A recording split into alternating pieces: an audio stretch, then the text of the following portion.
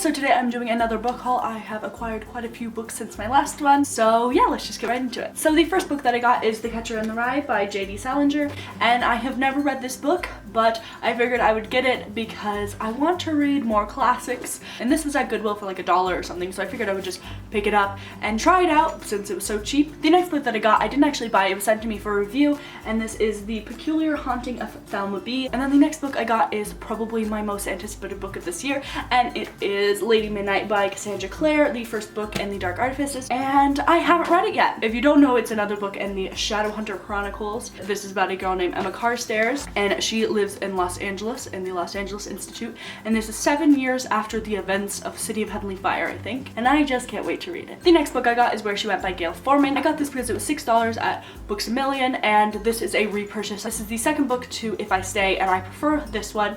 I can't really say what it's about without spoiling If I Stay. The next book is You Have 7 Messages by Stuart Lewis. This book my friend Jessica kindly sent to me. I will leave a link down to her channel below so that you can go check her out, and it was so sweet of her to send this to me, so I can't wait to get to this one. I've actually never heard of it, but it sounds really cool. What I can gather from the back is that this is about a girl named Luna, and it's been a year since her mother was hit by a car and passed away, and Luna goes to clear out her mother's old studio and finds her cell phone, and it has 7 messages on it, and she begins to listen to the messages with her next door neighbor Oliver, and through these messages she's able to piece together the events leading up to her mother's death, and she finds out that what she's been told is not the whole truth. So this sounds really cool, and I cannot wait to get to it. The next book that I got is Signs Point to Yes by Sandy Hall, and I've already read this book. I gave it 3 out of 5 stars. It's about this girl that gets a summer job babysitting, and it ends up the girls that she's babysitting for's older brother used to be her friend, but now his best friend is her arch nemesis, so she's like really afraid to babysit for them, but they end up rekindling their friendship and maybe something more.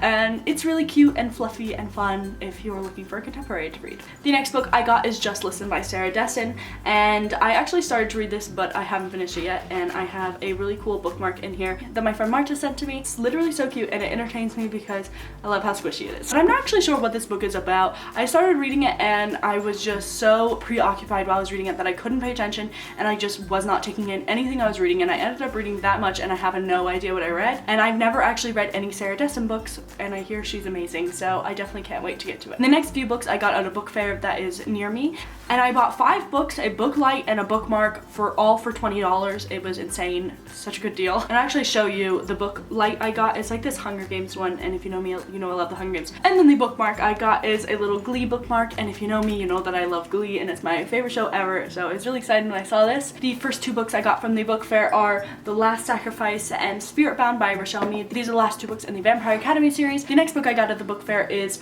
Lux Opposition by Jennifer L. Armentrout. I'm not really sure what this is about at all, but I hear people talk about it all the time and they love it, and apparently the guy in this, Damon, is super dreamy, so I can't wait to meet him, and hopefully he'll be added to my list of book boyfriends. Next book I got is Linger by Maggie Stiefvater, and this is another repurchase. I'm not obsessed with this series or anything. I read it a really long time ago and I liked it. It's not my favorite, but I still have Shiver because it was lent out at the time, so I didn't lose that one, so I figured I would repurchase this one. It's just a compilation of short stories about summer this time, and I think it's a great way to get introduced to new authors, just get a little snippet of their writing style and discover new people to love. And then the last book that I got is A Court of Mist and Fury by Sarah J. Maas. I haven't read A Court of Thorns and Roses yet, but I own it, and then I saw that this one came out and I didn't buy it because I was like, I haven't read that one yet, so I won't buy it, but I'd seen that they had signed copies, and then when I went home I was like, I kind of should have bought it just because they had signed copies, but I didn't, and then I went back a few weeks later and they had 1 signed copy left, so I figured it's fate and I bought it. I actually really want to get to the series really soon